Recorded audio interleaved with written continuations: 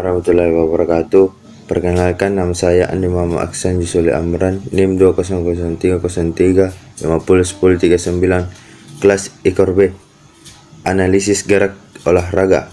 Lari gawang. Lari gawang merupakan modifikasi dari nomor lari yang terdiri 10 langkah yang panjang, bukannya 10 lompatan. Tujuannya adalah mengangkat titik berat badan secukupnya untuk melewati gawang, meletakkan kembali kaki yang telah melangkah ke tanah secepat mungkin untuk memulai gerak-gerak melangkah secara teratur. Dalam lari gawang, pandangan mata dipusatkan kepada puncak gawang dengan maksud untuk menekan bahwa pelari gawang harus hanya menyerempet puncak dan dengan demikian menjaga titik berat serendah mungkin. Sprint.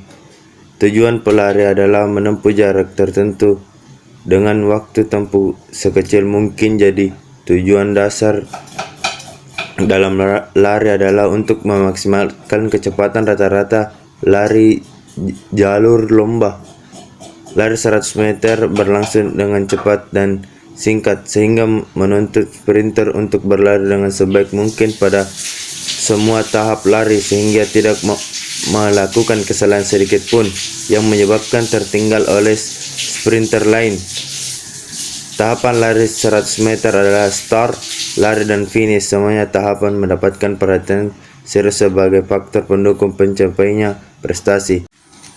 Lompat tinggi. Tujuan utama dari lompat tinggi adalah mengangkat badan setinggi mungkin agar dapat melewati mistar. Tingginya lompatan bergantung kepada faktor. Pertama, lompat harus mengembangkan daya angkat sebesar mungkin agar dapat melemparkan badan ke udara dengan kecepatan yang sebesar-besarnya. Gaya lompatan ke atas banyak berasal dari kecepatan kontraksi dan kekuatan otot kaki dan telapak kaki untuk menahan gaya tolak yang besar. Lompat jauh. Gerak lompat jauh merupakan gerak dari perpaduan antara kecepatan atau speed, kekuatan strike, kelenturan flexibility saat meluncur setelah menolak, daya tahan endurance dan kecepatan akurasi saat menempuh di balok tumpuan. Hal-hal yang harus diperhatikan dalam melakukan lompat jauh yaitu: 1. Mempertahankan kecepatan sampai saat menolak, berusaha mencapai dorongan cepat dan dinamis dari balok tumpuan. Rubahlah sedikit posisi lari bertujuan mencapai posisi lebih tegak. Manfaatkan gerak dengan baik. Capailah jangkauan gerak yang baik. Gerak akhir sebaiknya diusahakan sekuat dan tidak mungkin menggunakan tenaga maksimal mungkin. Latihan gerak pendaratan dan kuasai gerak yang betul-betul dari lengan dan kaki untuk mendapatkan dan lentingan saat melayang di udara. Adapun analisis yang dilakukan terhadap faktor-faktor dasar lompat jauh adalah Sugiono. Awalan lompat jauh merupakan lari dengan kecepatan dari start berdiri. Tujuan awalnya pada lompat jauh adalah untuk mendapatkan kecepatan yang setinggi-tingginya sebelum mencapai papan tolakan. Ancang-ancang awalan yang dilakukan oleh pelompat harus secepat mungkin karena dua atau tiga prestasi lompat jauh tergantung pada ancang-ancang dan sepertiga dari 4. Oleh karena itu, berbagai tahap teknik lompat jauh sangat dipengaruhi unsur kecepatan, sprint, dan kondisi. Menurut Aib Syarifuddin, cara mengambil awalan bermacam-macam, diantaranya mencoba berapa kali melakukan awalan hingga tepat, kemudian baru diukur. Beberapa kali lari dengan balok tolakan ke tempat di mana akan memulai awalan. Gabungan dari kedua cara tersebut. Tolakan. Dalam tolakan, lompat menempatkan kaki tolakan yang hampir kancang dengan tumitnya. Pada saat itu badan agak condong ke belakang. Telapak kaki menolak bergulir ke depan melalui seluruh telapaknya. Kaki tungkai tolak sedikit dibengkakkan sampai 150 derajat dan disusul oleh kaki ayun. Pada waktu itu lengan membuat gerak yang berlawanan dengan gerak kakinya melayang di udara. Menurut Blasteros bahwa itu untuk membantu atau tolakan ke atas lengan harus diayunkan ke atas dan kaki yang melangkah diayun setinggi mungkin, di mana kaki harus ditekuk.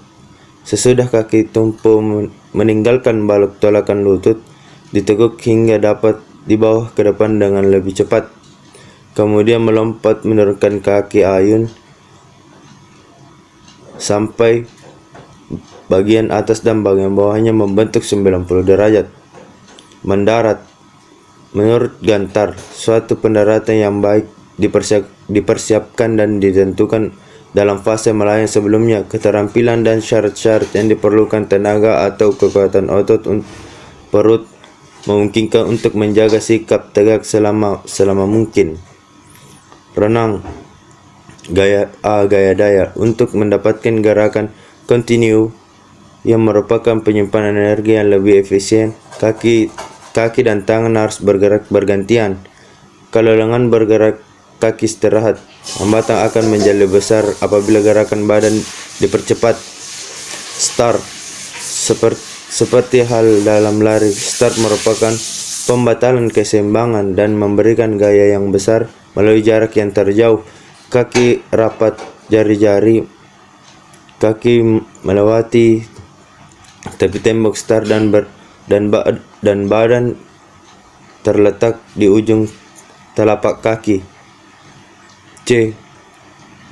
Pembalikan. Prinsip-prinsip yang harus diperhatikan dalam pembalikan adalah badan harus berputar dalam lingkaran yang sekecil-kecilnya, sebab makin pendek radius lingkaran, makin besar kecepatan sudutnya dengan gaya yang sama. Tolakan harus dilakukan dengan lutut ditekuk sesuai dengan kekuatan otot kaki. Oleh karena itu, tolakan jarang sekali dimulai dengan punggul pada dinding. Tegukan lutut jarang melebihi 90 derajat. Tolakan harus dilakukan dalam arah horizontal agar gaya-gayanya menjadi efektif. Kepala harus diantar kedua dengan mengurangi hambatan dan menambah tolakan. Senam. Aktivitas keseimbangan. Hal yang sangat penting di dalam aktivitas keseimbangan adalah memelihara titik berat badan tetap jauh di dalam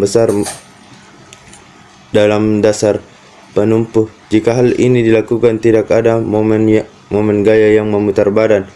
Dasar menumpu harus dibuat seluas mungkin untuk meningkatkan stabilitas badan. Hal ini dapat dilakukan dengan meregangkan tangan dalam handstand. Back roll. Sikap permulaan berdiri tegak dalam lutut kaku, kemudian badan dibungkukkan pada pinggang dan badan jatuh ke belakang. Keseimbangan dibatalkan sebelum pantat menyentuh bed atau badan diluruskan. Neck spring ini dilaksanakan dengan menerapkan prinsip yang bahwa momentum dari sebagian memberikan momentum keseluruhan. Kaki mengayun kuat ke depan. Gerakan ini membawa punggul ke atas, kemudian kepala tekanan mendarat pada tapak kaki. Titik-titik ada di belakang titik tumpu. Karenanya momen gaya cenderung menarik badan ke belakang. D. Handspring. Di dalam handspring, ayunan ke atas dari kaki belakang memberi momentum kepada badan untuk berputar. Lutut ditekuk, jadi memperpendek radio seputaran dan mempercepat putaran. Sekian dan terima kasih. Assalamualaikum warahmatullahi wabarakatuh.